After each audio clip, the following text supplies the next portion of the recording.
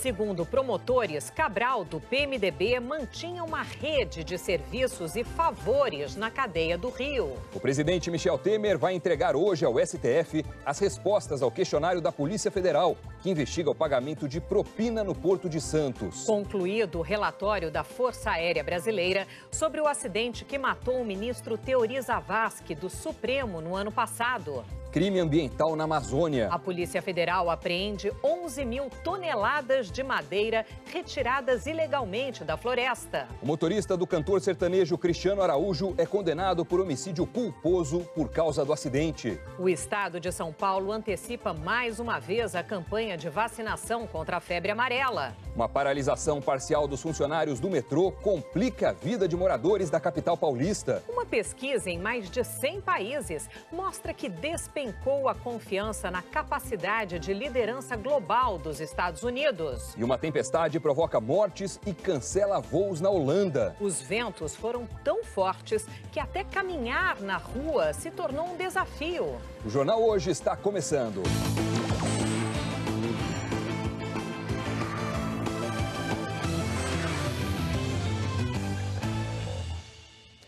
O medo da febre amarela está provocando uma corrida aos postos de saúde de São Paulo. Olha, mas nem todo mundo precisa ser vacinado agora, como mostra a repórter Renata Ribeiro. Não tem surto de febre amarela urbana em São Paulo. Tem uma epidemia de ansiedade pela vacina.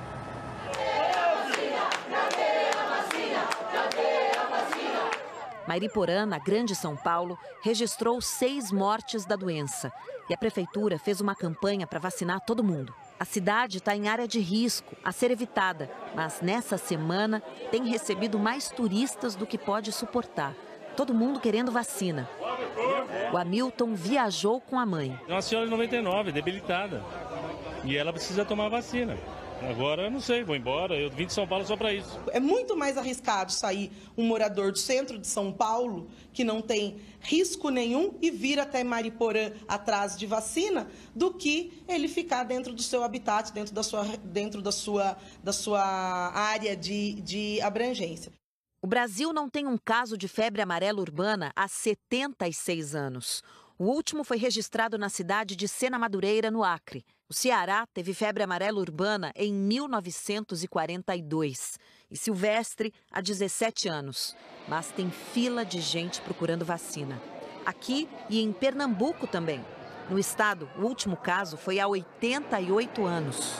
Não deve correr, porque há uma falta de vacina mundialmente. Então é importante que as pessoas de maior risco é que sejam vacinadas. As autoridades de saúde pública dizem que só deve procurar um posto de vacinação agora quem mora nas áreas de risco. Mas não é esse critério que tem levado tanta gente a enfrentar até 8 horas de filas para se vacinar. A maioria aqui parece ter sido contaminada pelo medo da doença. Uai, ele disse que não é febre amarela. Eu não quero morrer, não. A febre amarela realmente assusta. Quem mora em área de risco precisa sim se vacinar. Mas o médico infectologista do Hospital Emílio Ribas, em São Paulo, avisa que não é todo mundo que tem necessidade de sair correndo para posto de saúde agora. Dependendo da idade, acima de 70, 80 anos, a vacina começa a ter um risco, às vezes, maior do que o benefício dela. Então, essas pessoas podem se acalmar, ter calma, que se tiverem que ser vacinadas para o futuro, isso será discutido, mas nesse momento não há necessidade de pessoas como essas saírem para o posto de saúde, enfrentarem filas de longas horas para serem vacinadas. Outro motivo da correria é porque as pessoas querem tomar a dose inteira e não a vacina fracionada, que vai ser disponibilizada na campanha estadual, antecipada para o dia 25 de janeiro. A vacina fracionada é uma vacina que será dada com 1/5 da dose da vacina tradicional.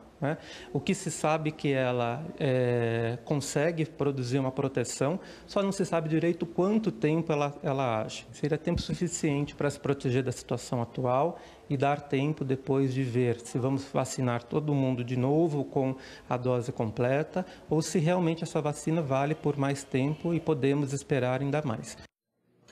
Em Belo Horizonte, morreu aos 49 anos o músico Flávio Henrique, parceiro de Milton Nascimento e de Toninho Horta. Ele estava internado há uma semana com diagnóstico de febre amarela. Flávio Henrique gravou mais de 180 músicas e era também presidente da empresa de comunicação do governo de Minas. Ainda não há confirmação do local onde ele foi contaminado. Em todo o estado, já são 16 mortes causadas pela doença este ano. A gente já mostrou no jornal hoje que o risco do mosquito Aedes aegypti se tornar um agente transmissor da doença é pequeno. E como a gente viu, também não há registro de febre amarela urbana no Brasil desde a década de 1940. Mas ninguém pode relaxar no combate ao mosquito porque ele continua transmitindo dengue, chikungunya, zika, doenças que se espalharam por várias regiões do Brasil. E uma iniciativa tem alcançado resultados promissores. A reportagem é do Paulo Gonçalves, de Campinas. 12 milhões de mosquitos Aedes aegypti são soltos nas ruas de Piracicaba toda semana.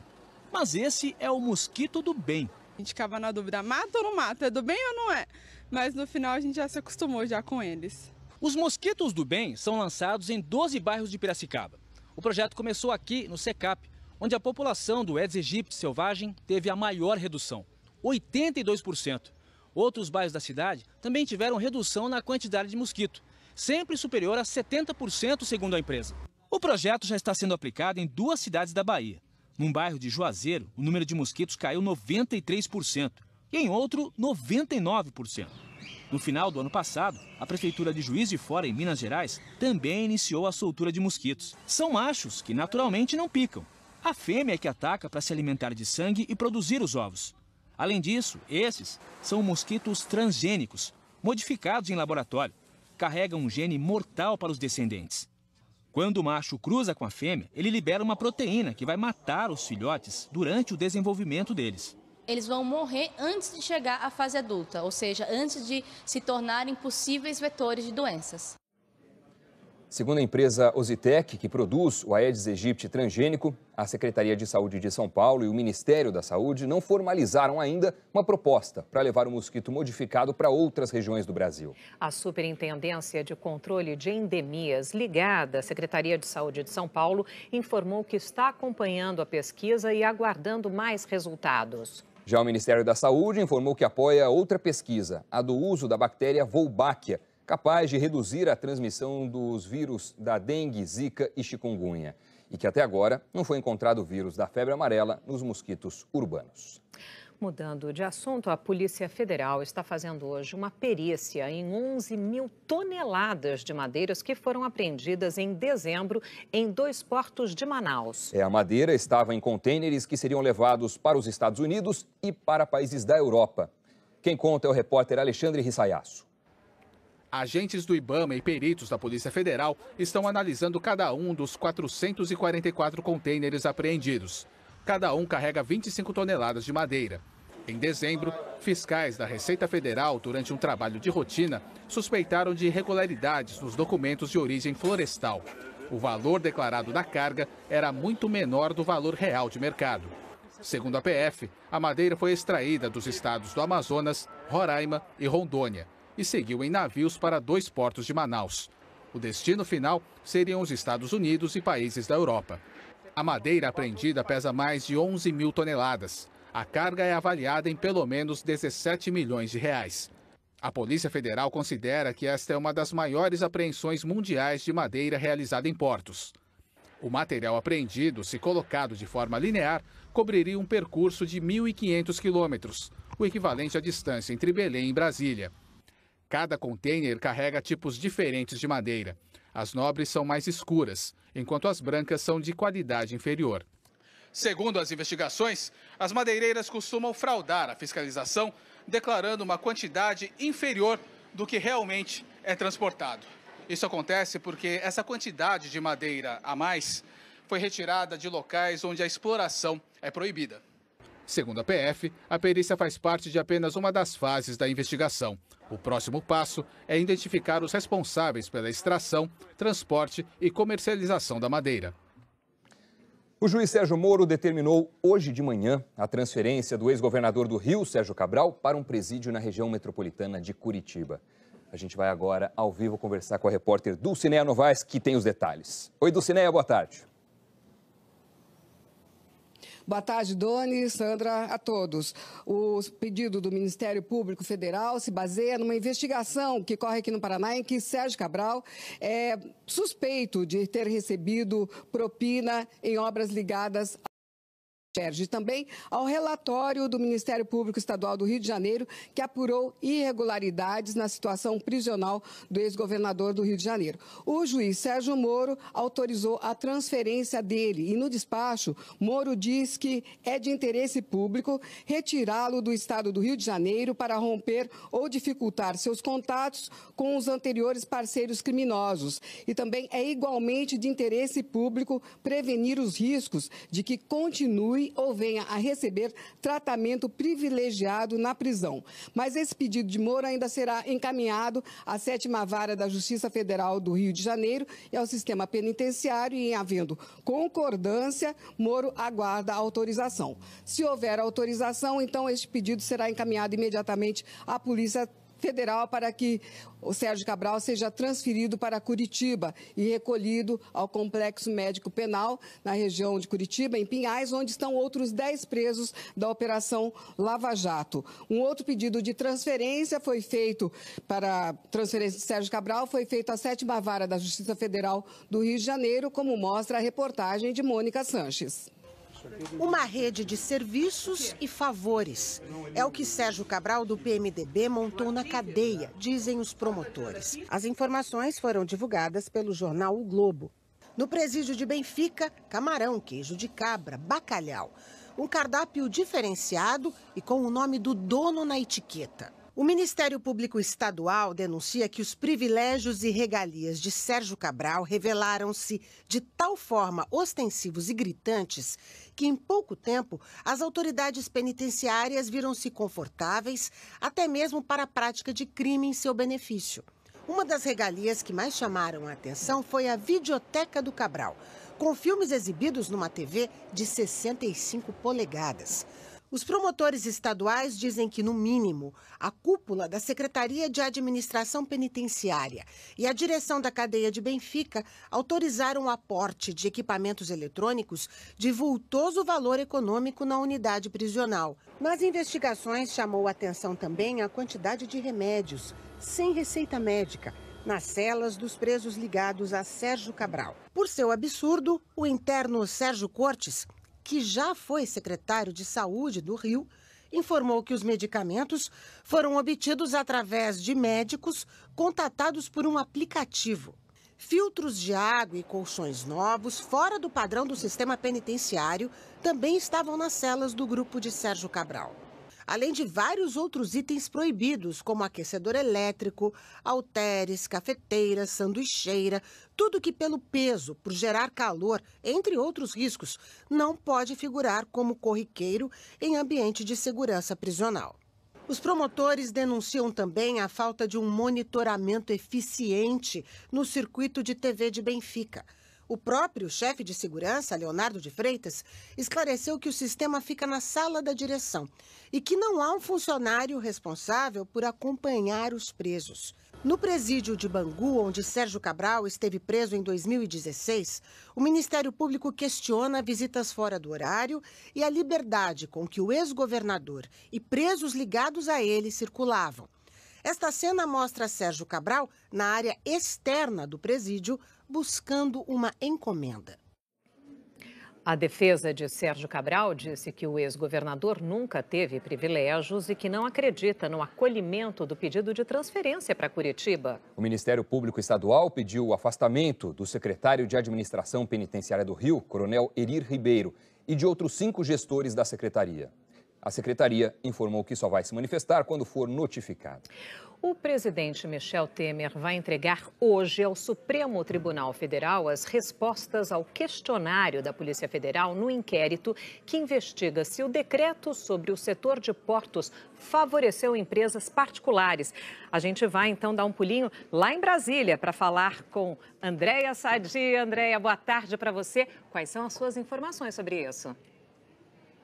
Oi, Sandra, boa tarde para você. Doni, boa tarde a todos. Olha, são cerca de 10 páginas, respostas em cerca de 10 páginas que serão entregues hoje à tarde lá no Supremo Tribunal Federal. Esse inquérito do presidente Michel Temer está lá no Supremo nas mãos do ministro relator, que é o ministro Luiz Roberto Barroso. Essa investigação apura se Temer recebeu o suposto pagamento de propina no setor de portos. Outro personagem investigado neste inquérito é Rodrigo Rocha Loures, que foi deputado, foi assessor do presidente Michel Temer aqui no Palácio do Planalto e ficou conhecido como o homem da mala na delação da JBS.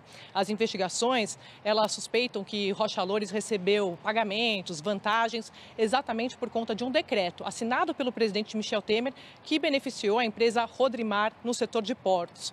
E aí a Polícia Federal quer saber do presidente Michel Temer se ele, Temer, autorizou Rodrigo Rocha Loures a receber essas vantagens. Temer, segundo assessores, respondeu que nunca autorizou Rodrigo Rocha Loures a falar em seu nome e que tampouco ele, segundo os assessores do presidente Michel Temer, o ex-deputado Rodrigo Rocha Loures havia informado o presidente de que mantinha intenso contato com empresários da Rodrimar.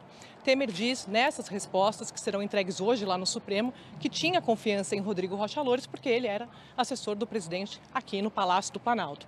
Este inquérito, essas perguntas, respostas do presidente Michel Temer é uma das últimas fases dessa investigação que corre lá no Supremo. Dona Sandra. Ok, Andréia, muito obrigada. O relatório do CENIPA sobre o acidente que provocou a morte do ministro Teori Zavascki do Supremo Tribunal Federal ficou pronto e vai ser divulgado na segunda-feira. Amanhã faz um ano do acidente. A Flávia Alvarenga fala com a gente ao vivo do STF. Flávia, boa tarde. Que tipo de informação esse relatório vai apresentar? Oi, Doni, boa tarde a todos. No relatório, os investigadores vão mostrar o perfil do piloto, as condições da aeronave e também as condições do tempo. Por exemplo, o CENIPA, que é o Centro de Investigação e Prevenção de Acidentes Aeronáuticos, não aponta culpados. O CENIPA vai apontar quais foram os fatores que contribuíram para as causas do acidente. Antes, a Força Aérea Brasileira vai apresentar esse relatório com as conclusões aos parentes das vítimas. A presidente do Supremo, ministra Carmen Lúcia, também deve ter acesso a esse relatório antes. Estavam no avião, além do ministro Teori Zavascki, que era o relator da Operação Lava Jato, o piloto e outras 3 pessoas. Chovia bastante na hora do acidente. A Polícia Federal também investiga esse acidente e até agora disse o seguinte: descartou que tenha sido um ato intencional. O inquérito da Polícia Federal está em fase final. Doni e Sandra. Obrigado, Flávia. Funcionários do metrô de São Paulo estão em greve de 24 horas. Nós vamos conversar agora ao vivo com o repórter César Galvão, que sobrevoa a cidade. Como é que está o trânsito, César, aí de cima? Boa tarde. Boa tarde, Sandra. Boa tarde a todos. Olha, Sandra, está tudo muito complicado ainda por causa da greve. 2 regiões da capital paulista foram muito atingidas. Uma delas é essa que nós sobrevoamos agora, a zona leste da cidade. A principal linha do metrô ainda não funciona. A gente vê aí os trilhos vazios num longo trecho. O funcionamento dessa linha é parcial. Por isso, muita gente acabou saindo de carro de casa. A gente vê a principal avenida que liga a Zona Leste ao centro da capital, a Radial Leste, com trânsito congestionado até agora. A lentidão chegou a ter mais de 20 quilômetros. A greve também prejudicou quem chegava à capital paulista. Algumas estradas foram muito atingidas e tem congestionamento até agora. São os casos da Via Dutra, que liga o Vale do Paraíba, o Rio de Janeiro, a São Paulo, e também a rodovia Ayrton Senna, que é uma rodovia estadual. O congestionamento é muito grande. As pessoas tinham que chegar ao trabalho e aí enfrentaram a falta do metrô. Tiveram que usar ônibus. Para você ter ideia, todos os ônibus circularam hoje em São Paulo. Essas pessoas tentaram embarcar e tiveram muita dificuldade hoje cedo e até o meio da manhã. A greve é parcial. Das linhas, só a 4, que é privatizada, não foi atingida. Uma decisão judicial determinou que 80% do metrô fosse colocado em operação. Às 10 da manhã, o sindicato declarou que apenas 40% do sistema estava funcionando. Os paulistanos sofreram bastante essa consequência e até essa hora a gente vê aí muitos trens parados e o congestionamento ainda grande. Doni e Sandra.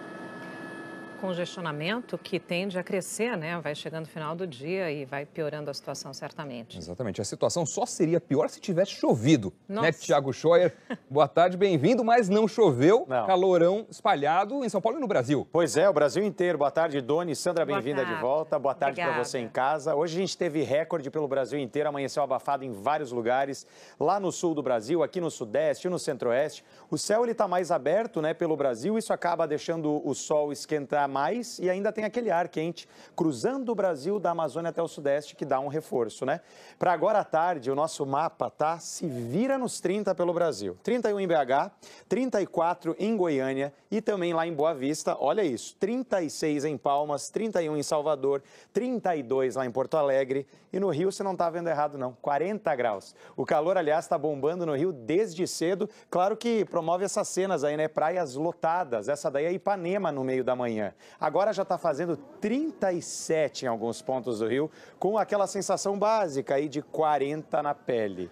Claro que o calorão não é exclusivo das capitais, né? A gente separou 3 cidades aqui que vão bombar hoje no calor. Seropédica no Rio, 39, Alegre no Espírito Santo, 36 e Carolina numa 36 também, com uma pequena chance aí de chuva. Pois é, eu vi aí Carolina com chance de chuva. Esse calor traz a chuva, inevitável, né? Também traz, viu, Sandra? Mas claro que no Rio não é o caso hoje. Vai ter tempo firme no Rio de Janeiro. Vendo o amarelo aqui comigo, acompanha, ó. Roupa no varal no Rio, todo o estado do Espírito Santo, boa parte de Minas, passa aqui por Goiás e invade aqui o Nordeste até o Oeste do Rio Grande do Norte.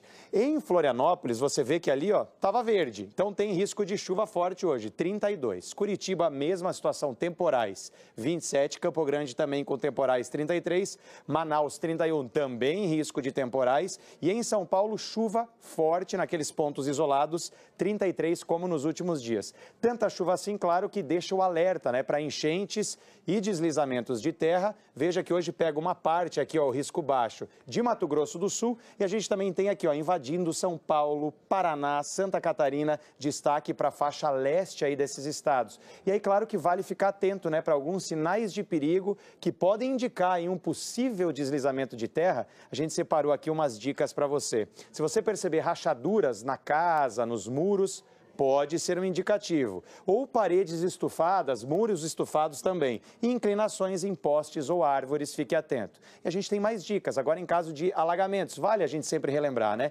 Não transite em lugares que estejam alagados, você não sabe o que tem embaixo d'água. Procure um lugar seguro, mais alto, ou dentro de uma casa, de um prédio que, claro, que não esteja alagado. E fique longe da rede elétrica sempre, porque eletricidade e água não combinam.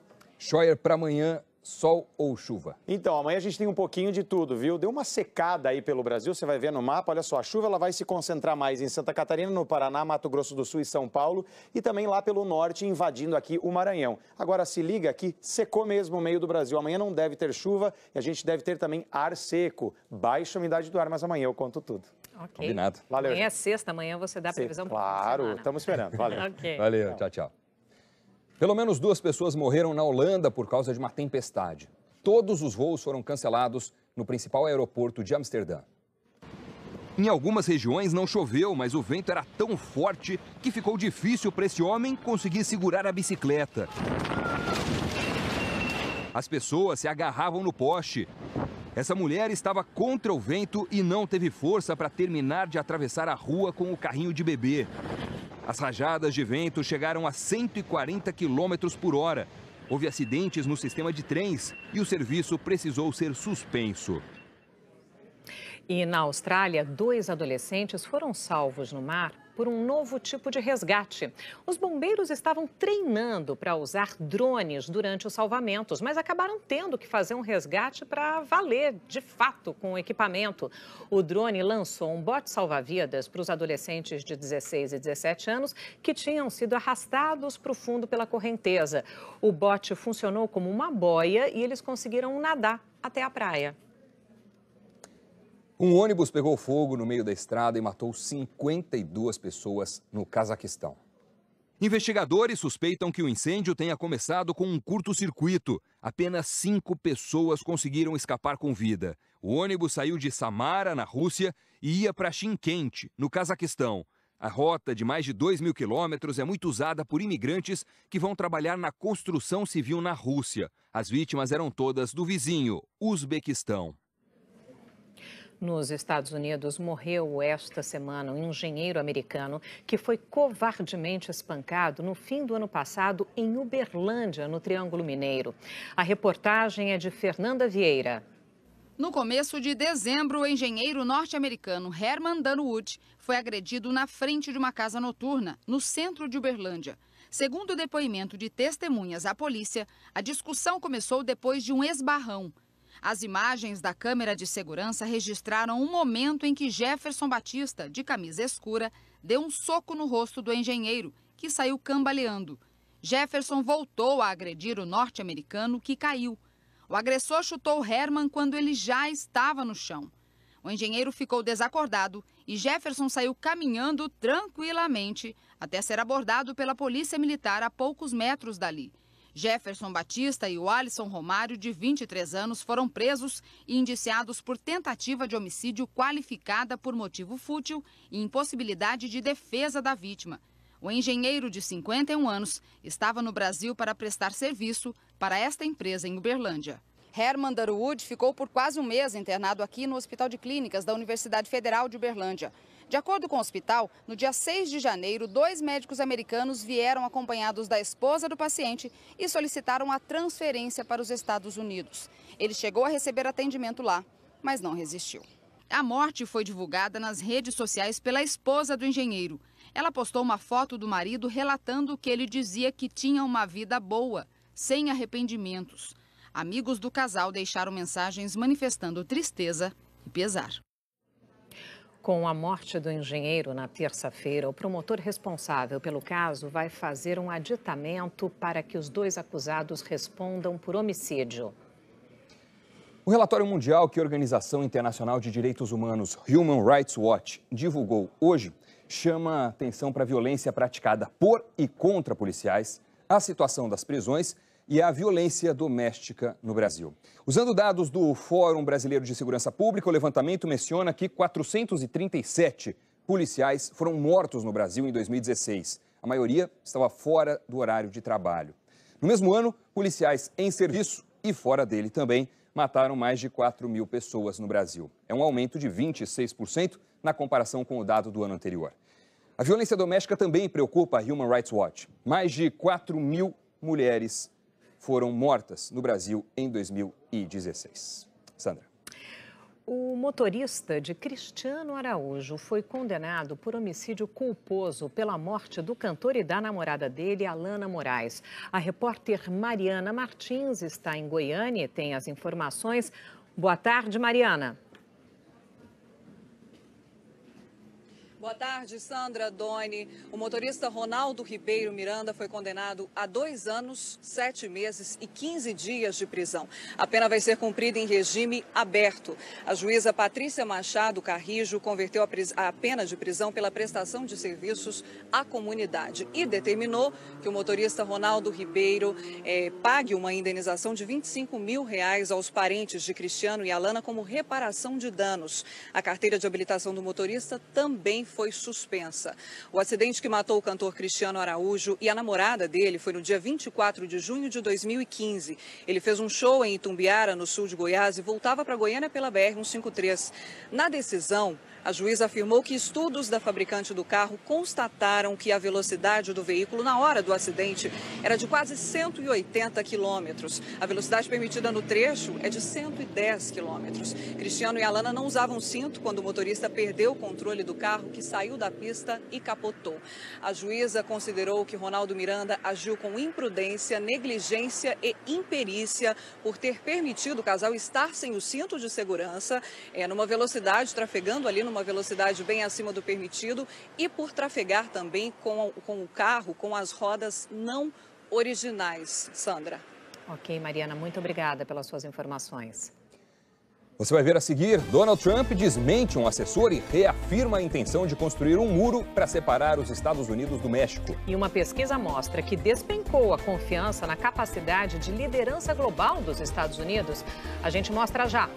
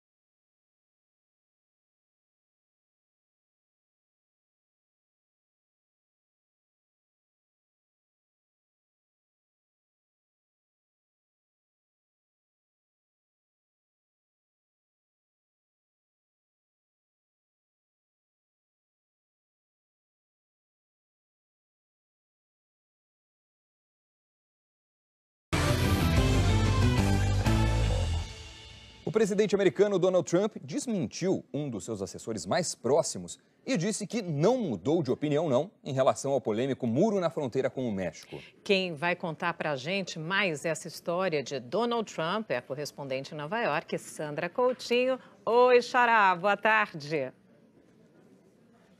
Boa tarde para você, bem-vinda de volta, para o Doni, para todo mundo também, boa tarde. Olha, tudo começou com uma declaração do chefe de gabinete da Casa Branca, o John Kelly, a políticos latinos que negociavam a permanência de jovens que migraram para os Estados Unidos aqui, ainda crianças. Kelly disse que a visão do presidente Donald Trump sobre o muro que prometeu construir na fronteira com o México evoluiu. E ele agora já pensa em erguer a obra apenas em lugares onde não existem obstáculos naturais para uma possível travessia, como rios e montanhas. Além disso, afirmou que a promessa foi feita sem que o presidente tivesse todas as informações sobre o assunto.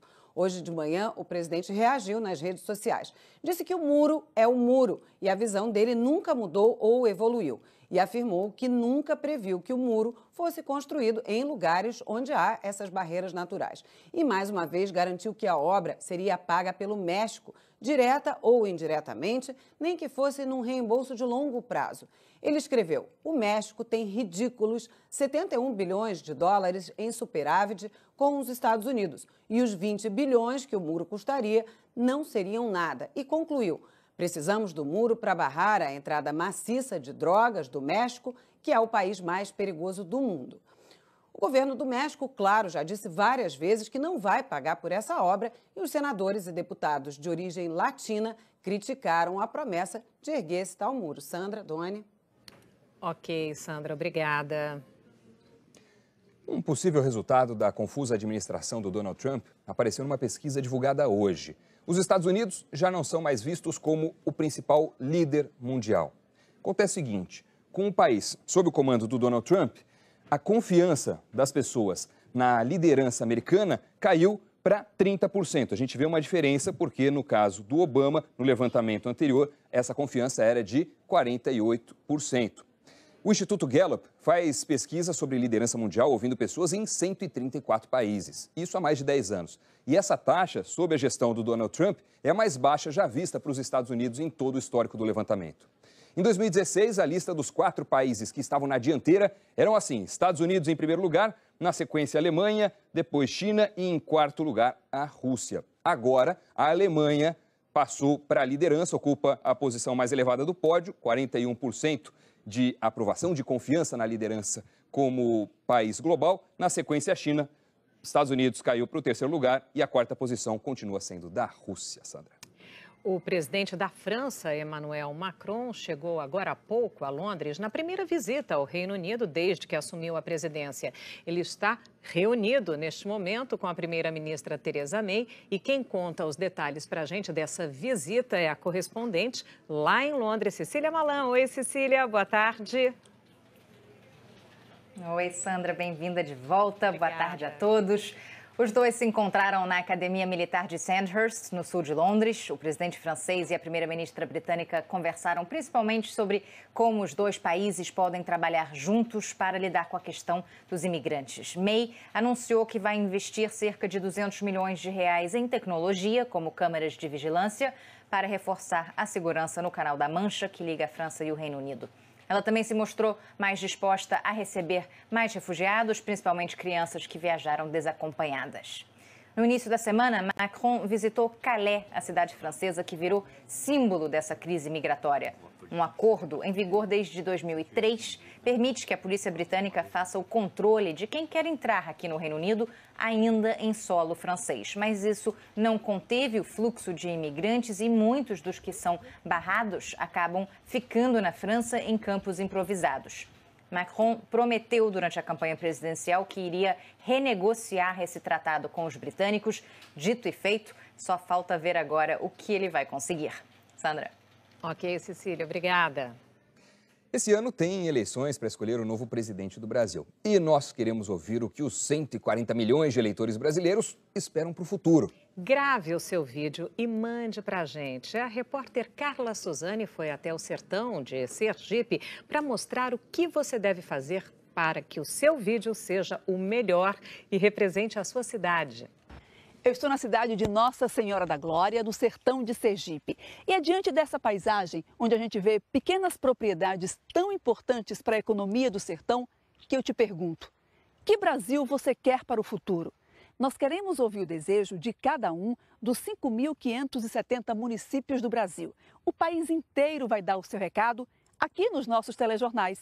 E você pode ser o porta-voz da sua cidade gravando um vídeo do seu celular. Você deve se posicionar diante de um dos lugares mais conhecidos da sua cidade. Um lugar que identifique de onde você está falando, sempre de dia. Aí você pode pedir a um amigo seu que faça um vídeo para você. Eu vou pedir ao meu amigo Sid Clay para fazer a gravação. Aí você pede ao seu amigo para se posicionar dessa forma, numa distância de cerca de 2 passinhos, 1 metro. Aí você pede para o seu amigo usar o telefone sempre na horizontal, deitado. Dessa maneira você consegue mostrar melhor você e o local que você escolheu para a gravação. Se você preferir, você também pode fazer essa gravação usando um bastão de selfie. Mas lembre, o celular tem que ficar o tempo todo assim, na horizontal, sempre deitado. Dessa maneira você consegue ver melhor você e o local que você escolheu para a gravação. Olha a pequena propriedade aparecendo ali. Se você não tiver um bastão de selfie, não tem problema. Grava do seu celular mesmo e aí a mesma coisa. Sempre com o celular deitado. Se certifique se você e o local que você escolheu para a gravação estão aparecendo aqui no visor do seu celular. Você tem 15 segundos para dar o seu recado. Comece o seu vídeo dizendo o seu nome e o lugar de onde você está falando. Aí você diz para a gente: que Brasil você quer para o futuro? Para participar e rever as dicas de como gravar o seu vídeo, basta entrar na nossa página na internet ou acessar direto g1.com.br/Brasil que eu quero, tudo junto. O dia tá bonito na sua cidade? Então aproveita. É isso aí. Você vai ver a seguir: o Ministério da Educação divulga as notas do Enem. No Chile, o Papa Francisco celebra um casamento dentro de um avião. E parentes pedem a liberação dos corpos do ex-policial Oscar Pérez e de 6 homens mortos pela polícia da Venezuela. A gente volta já.